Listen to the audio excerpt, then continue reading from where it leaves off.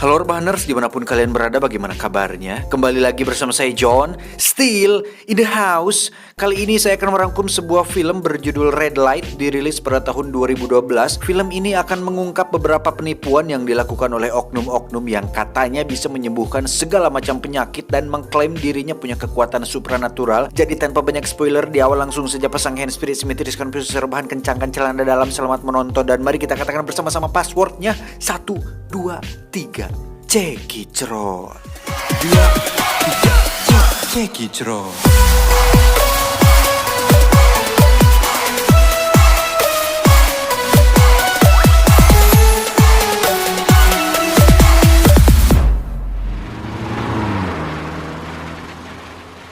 Diawali dengan memperlihatkan dua orang yang sedang berkendara. Ada Margaret, seorang profesor yang ahli dalam bidang paranormal, dan asistennya yang seorang ahli fisika bernama Tom.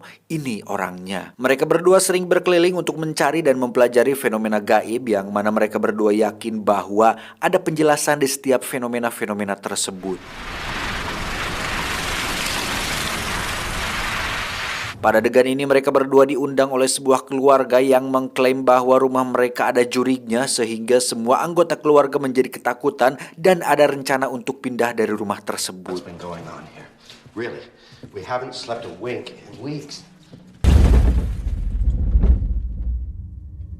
He's a bit angry today. Who's angry?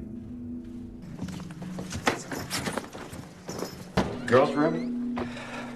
Say hi. Hi. Tak hanya Margaret dan Tom saja yang diundang, di situ juga ada seorang wanita paranormal yang mengaku bisa berkomunikasi dengan roh jahat yang sering membantu keluarga tersebut. Dan untuk membuktikan bahwa di sana ada hantunya atau tidak, Margaret pun meminta si paranormal untuk melakukan ritual pemanggilan arwah, yang mana adegan ini direkam oleh Tom yang membawa seperangkat alat penelitian guna membantu penyelidikan mereka. When I begin the session, no matter what happens, please don't break the circle. Dengan duduk melingkari meja, mereka pun meletakkan tangan di atas meja dengan saling berpegangan satu sama lain. Dan ketika ritual sudah dimulai, si paranormal pun terlihat kerasukan, disusul dengan bergetarnya meja. Kemudian terangkat sedikit yang membuat mereka semua terkejut, kecuali Margaret dan si Tom. It really hurts. Stop. Setelah ritual selesai, Margaret pun mencoba untuk melakukan percakapan persuasif kepada si anak bungsu mereka, di mana akhirnya terkuak bahwa suara gedoran lemari yang sering terdengar ternyata dilakukan oleh bocah tersebut yang dilakukan atas perintah kakak tertuanya. So do you miss Vermont? Really scares my dad. Ternyata anak-anak mereka ingin pindah rumah ke daerah perkotaan yang dekat dengan Alfamart, namun karena ada penolakan dari orang tua, mereka pun bekerja sama untuk membuat sebuah skenario jujurigan agar orang tua mereka tidak betah dan mau diajak untuk pindah. You still didn't get to the bottom of this. No, don't worry about it, Mr. Sidgwick. Dalam sesi kuliah, Margaret pun menerangkan bagaimana cara si paranormal membuat meja bisa melayang, dan itu diperagakan langsung oleh si Tom asistennya. Dengan menempelkan kedua lengan ke tepian meja, Tom pun menungirkannya lalu mengganjal satu kaki meja dengan kakinya sehingga meja tersebut bisa diangkat seolah melayang oleh bantuan si jurig. So with the right partner in crime, you can put on quite a show. Dibutuhkan meja yang bobotnya ringan, ruangan pun harus gelap, dan berbagai syarat yang biasanya diajukan oleh sang paranormal demi menutupi triknya tersebut. Excellent table lifting.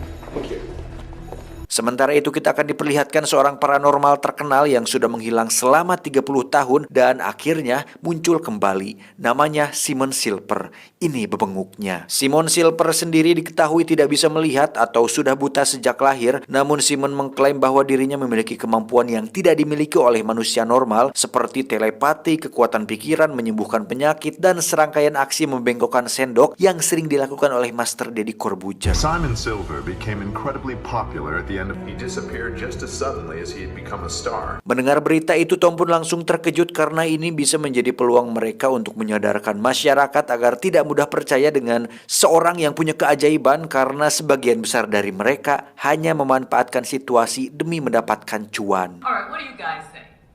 Should we ask him to bend it? I'm here, I'm back, there's no doubt about that. Tom pun mengungkapkan hal itu kepada Margaret, tapi dia nampaknya enggan berurusan dengan Simon Silper karena ternyata Margaret pernah melakukannya dan justru membuat anaknya jatuh sakit. We look like idiots. It's been over 2 years. Just doesn't get his hands No, we dirty. gotta investigate Silver and we gotta do it now. This is how he does it. He did it to me, and now he's doing it to you. What does that even mean? Entah Simon memang memiliki semacam kekuatan gaib atau hanya seorang penipu saja, tapi Margaret menekankan Tom untuk jangan pernah mendekatinya jika tidak ingin hal-hal buruk terjadi kepada hidupnya. He's dangerous, Tom. Stay away from him. Singkat cerita, diadakanlah suatu acara penyembuhan yang diadakan oleh seorang penyembuh yang katanya bisa menyembuhkan segala macam penyakit dengan kekuatan yang dimilikinya, di mana Tom dan Margaret dibantu oleh salah satu mahasiswi, yakni Sally. Ini parasnya. Totally my fault. No, I wasn't watching. I'm sorry. I'm sorry. Dengan gelar dan popularitas yang dimilikinya, Margaret pun bekerja sama dengan polisi untuk menangkap si penyembuh tersebut karena dianggap telah melakukan penipuan, di mana mereka bertiga masuk ke dalam ruang kontrol untuk menyelidiki cara mereka membuat tipuan dalam pertunjukan ini. Because I can see clearly. No, not with this light. The glass is polarized. No one can see anything. Dan inilah sang penyembuh, namanya Leonardo Palladino. Sama seperti seorang ahli hipnotis, Leonardo pun menggunakan kata-kata yang jelas, tegas, teratur agar konsentrasi penonton hanya terfokus pada satu titik atau satu objek, yakni dirinya. I don't believe in the devil. I don't believe in God. Come on, Tom, let's go. Yeah, just a sec. Come on. I only believe in me. Dan dari riset tim IQ 7, teknik yang dipakai Leonardo ini sebenarnya adalah gabungan dari teknik misdirection, sugesti atau NLP atau Neuro Linguistic Programming, yang mana Leonardo terlihat nampak sudah terlatih dalam hal ini, yang membuat semua orang begitu mudah percaya bahwa dia memiliki kekuatan untuk menyembuhkan. I can see things. Just like you. I am a mentalist.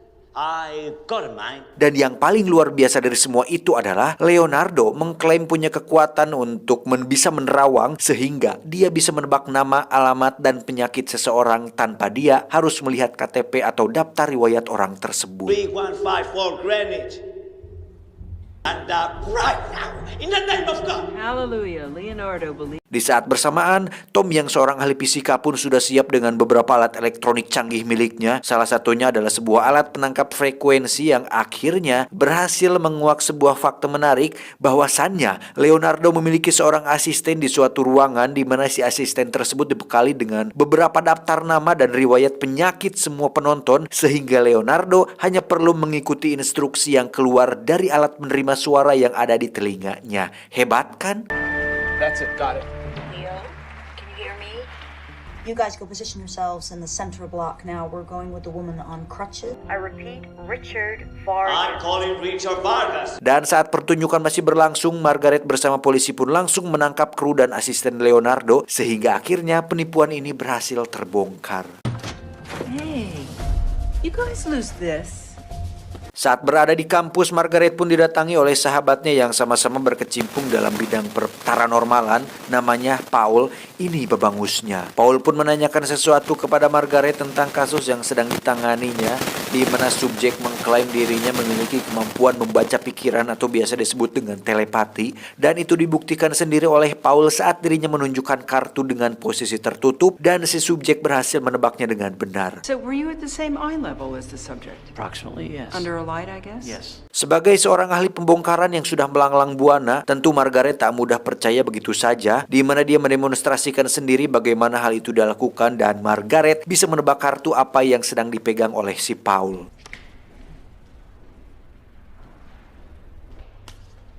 Square, star, wave. How are you doing that? Dan ternyata caranya sangat simpel dan masuk akal, yaitu dengan melihat pantulan dari kacamata yang dikenakan oleh si Paul sendiri, dan itu cukup membuat Paul kena mental.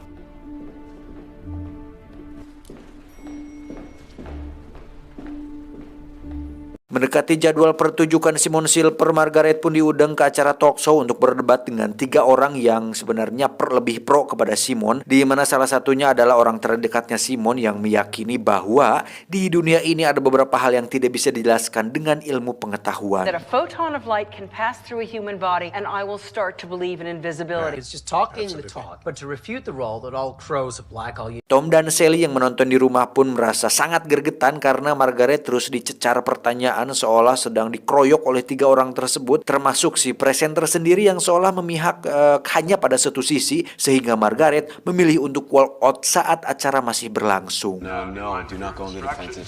Margaret, do not go on the defensive. She's going on the defensive. It's a simple question. So just get up and walk away. It's okay for you to call us. Kesal akan hal itu, Tom pun berinisiatif untuk membongkar identitas Simon, di mana dia nekat datang sendirian ke gedung tempat pertunjukan dan menyiapkan alat serupa yang dipakainya untuk menguak trik si Leonardo. Simon Silver sendiri mengawali pertunjukan dengan melakukan penyembuhan terhadap seorang sukarelawan yang katanya punya penyakit daging jadi yang terdapat pada organ dalam, untuk kemudian Simon mengoperasinya dengan tangan kosong dan mampu menembus kulit perut hingga mengembalikannya seperti semula, yang alhasil membuat seluruh penonton bersorak-sorai. You are cured. Dan saat Tom sedang mengaktifkan alatnya, tiba-tiba Simon melihat ke arahnya seolah tahu bahwa ada seseorang di ruang kontrol, untuk kemudian terjadi ledakan elektronik yang membuat Tom dan seluruh penonton terkejut.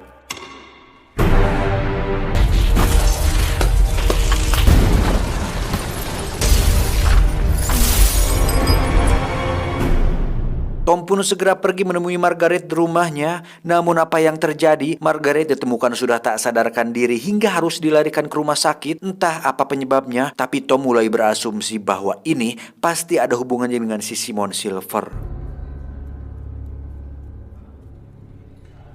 Tak ingin larut dalam kesedihan, Tom pun kembali mengajar di kelas untuk menggantikan Margaret, dan tak lama dia pun mendapat telepon dari orang misterius yang tidak mengeluarkan suara. Tapi tiba-tiba... Silver?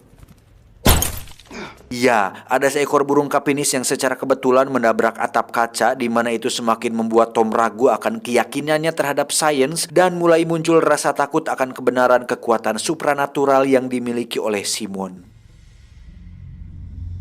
Tak cukup sampai situ, Tom pun harus menerima kenyataan pahit ketika dia mendengar kabar bahwa Margaret baru saja meninggal di rumah sakit akibat mengalami serangan jantung. Tak tinggal diam, Tom pun menemui Leonardo di penjara untuk mencari informasi tentang Simon, karena belakangan diketahui bahwa Leonardo ini adalah bekas muridnya Simon, di mana Tom curiga bahwa Simon telah menemui Leonardo untuk mencari informasi tentang Margaret dan dirinya, termasuk metode pembongkaran yang dipakai untuk menjebak Leonardo. Did the blind guy see us when we were up to no good? When did you talk to Silver? Buckley. We shut you down.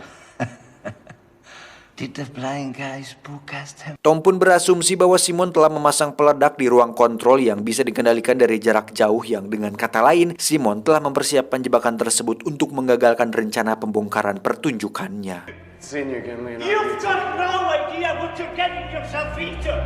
Hari-hari setelah itu pun Tom lalui dengan penuh rasa teror dan ketakutan, di mana dia mengalami beberapa momen horor, di antaranya hampir menabrak seorang pejalan kaki yang berperilaku aneh, bermimpi didatangi oleh Simon Silver, dan rumahnya yang tiba-tiba berantakan dengan sendirinya.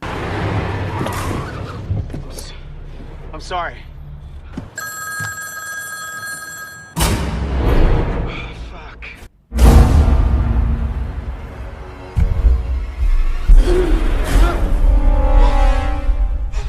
Silver!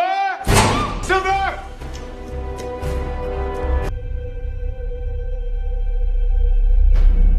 Tak lama Tom pun melihat berita tentang Paul yang akan melakukan pembuktian akan kebenaran Simon Silver, di mana Tom langsung mendatanginya dan memaksa Paul agar memasukkan Tom sebagai salah satu penguji dalam acara pembuktian tersebut. Berita itu pun langsung viral di media, di mana sang pembawa berita menjelaskan bahwa tes ini sudah disetujui oleh semua pihak dan lembaga terkait, di mana pengujian tersebut akan dilakukan secara formal dan profesional, dimulai dengan alat pendeteksi canggih yang disediakan, cairan kimia yang bisa bereaksi dengan energi, bahkan semua barang yang akan digunakan sudah ditandai dengan kode nomor agar tidak bisa ditukar saat pengujian berlangsung. Forces can't be ignored any longer. They have to be verified and accepted once and for all. Radiation monitors everything in the Scientific Paranormal Research Center lab. Our priority has to be to ensure the veracity of those results. Possibility of any swap during the tests. Thermoelectric. Tibalah hari pengujian, Simon pun diperiksa mulai dari jam tangan lalu setiap ruas jari untuk memastikan tidak ada implan P-Ring yang ditanam di kulit. P-Ring itu kalau di dunia sulap semacam alat bantu atau gimmick berupa cincin magnet yang bisa saja Simon gunakan untuk membantu melakukan atraksinya.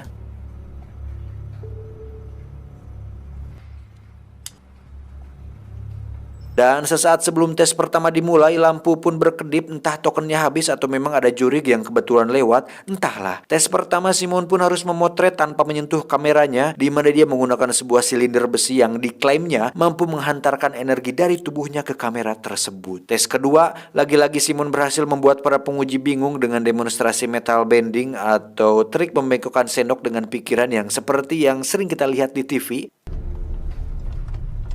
Silver received 3 different models of still camera. There is no scientific explanation for these results. Visual analysis of the film is insufficient to determine whether this could not be experimentally confirmed. Tes ketiga, Simon pun menunjukkan kemampuannya yang lain, yaitu membuat air yang mengucur belok saat tangannya didekatkan. Entah dia memakai electric touch buatan Yigal Mesika atau memang tubuhnya benar-benar mengeluarkan energi kodam. Tapi yang pasti hal itu semakin membuat para menguji tidak bisa menjelaskan tentang fenomena yang terjadi. Deviated by some kind of external stimulus around Silver's hand.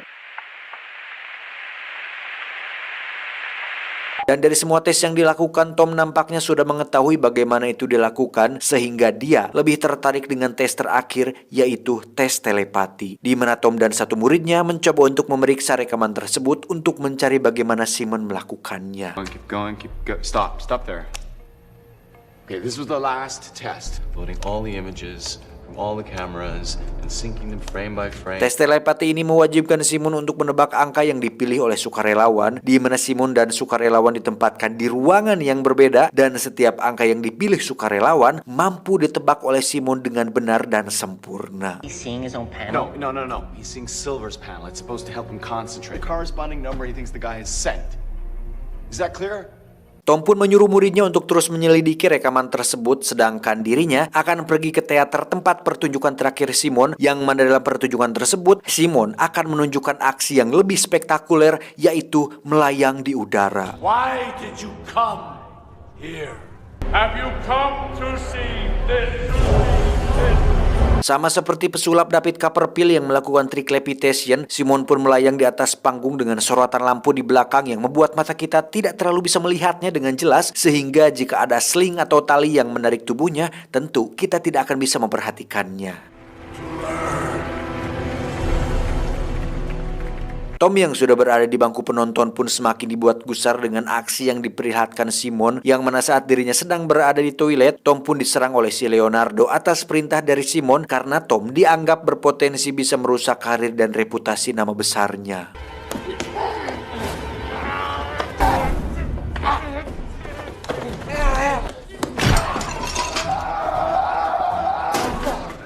Di sisi lain, kita akan melihat Sally datang ke laboratorium tempat si murid sedang memeriksa rekamannya, yang mana dengan otak cerdas dan kritisnya, akhirnya mereka berdua berhasil menemukan bagaimana Simon melakukan tes telepati tersebut.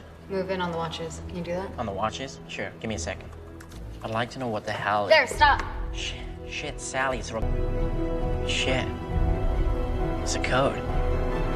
Ternyata sang sukarelawan merupakan salah satu krunya Simon, di mana mereka berdua menggunakan jam tangan yang settingan detiknya sama, sehingga ketika jarum panjangnya tepat berada pada angka 10, sang sukarelawan hanya perlu memilih angka 10. Perlu diketahui bahwa saat si sukarelawan selesai memilih angka, akan ada suara yang muncul di ruangan Simon sebagai tanda bahwa sang sukarelawan sudah selesai memilih, sehingga Simon bisa langsung menebak berapa angka yang dipilih oleh si sukarelawan tersebut. Silver just has to know where the second hand is when he hears the signal and translate it to the position. They're in it together. Pertanyaannya, bagaimana cara Simon mengetahui letak jarum panjang tersebut berada, sedangkan beliau adalah seorang tunanetra? Nah, ternyata Simon tidak buta sama sekali, di mana dia mampu melihat dengan normal sama seperti kita, yang mana image buta tersebut ternyata adalah bagian dari konsep pertunjukannya selama ini, dan yang membuat salut adalah Simon harus akting buta seumur hidup untuk menunjang karir dan pertunjukannya tersebut. ODGJ nggak tuh? Demi cuan harus pura-pura buta. Ya Allah. Oh shit. Silver can see. Silver never touched the hands. No, the simpler the better. Okay, it's right here in front of us. Kembali ke Tom yang masih gelut dengan Leonardo, di mana Tom akhirnya tumbang dan ditinggalkan begitu saja di toilet. Tak ingin ngajojongkeng begitu saja, Tom pun bangkit kemudian berjalan kembali masuk ke dalam teater dengan kondisi penuh luka, di mana hal itu sempat membuat Leonardo akan mengusirnya, tetapi disuruh dibiarkan saja oleh asisten pribadinya Simon. The young and persistent Thomas Buckley. Karena banyak orang yang menyaksikan, Simon pun bertindak profesional dengan menyambut baik Tom sebagai tamu tak terduga, tetapi Tom meresponnya dengan cara yang berbeda. You can't deny yourself. You can't live in denial forever. Terlihat di situ ada seorang penonton pria yang nampaknya sedang diobati, di mana tangannya tadi sudah disugesti oleh Simon untuk tetap tegak dan tidak bisa digerakkan. Namun karena sudah terlalu lama dalam posisi itu, si penonton pun mengeluh sakit dan meminta Simon untuk menurunkannya. Di mana Tom langsung menyelanya dengan mengatakan, kalau pegel ya turunin, gak usah nunggu disuruh orang. Itu tangan antum sendiri. Kenapa harus nunggu instruksi dari Simon? Better off sitting down. Don't believe everything they tell you. Seketika itu pula sugesti dari Simon pun runtuh, di mana penonton itu langsung duduk yang memicu amarah Simon karena telah merusak pertunjukannya tersebut. Don't you dare ignore me. Stay where you are. I don't think you know the kind of force. Saat Tom semakin mendekat dan terus meminta Simon untuk mengakui kebohongannya, Simon pun langsung teriak kemudian menggeliat seolah akan mengeluarkan amarah dan kekuatan supranaturalnya, sampai-sampai kacamata yang dipakainya pun terjatuh ke lantai. Did you know all along? Saat Simon semakin teriak dan membuat Tom kebisingan, tiba-tiba terjadi getaran seperti gempa bumi, disusul dengan ledakan lampu sorot dan beberapa alat berjatuhan, di mana itu membuat seluruh penonton kepanikan termasuk si Simon sendiri.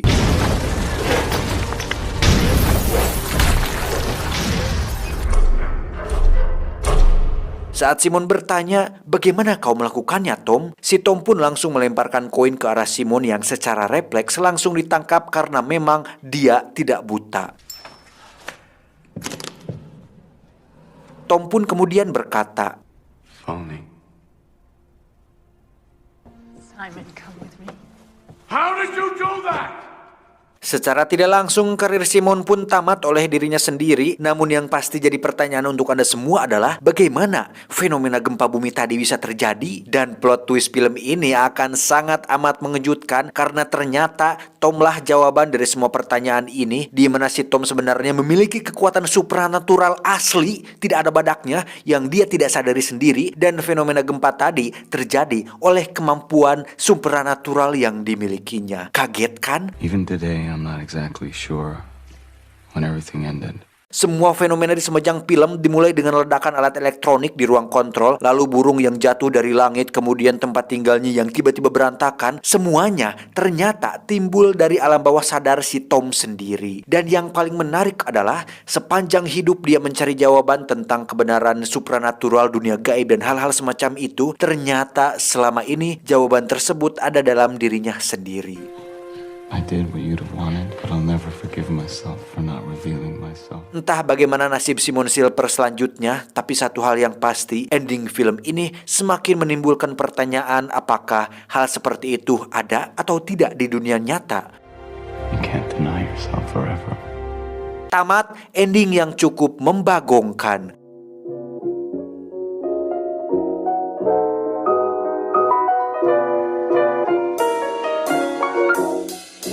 Pesan yang bisa kita ambil dari film ini adalah berobatlah kepada yang ahli, jangan kepada yang tidak pasti. Itu. Saya John beserta jajaran tim IQ 7 mengucapkan terima kasih dan sampai jumpa di video selanjutnya. Adios. Keringat dingin dinosaurus.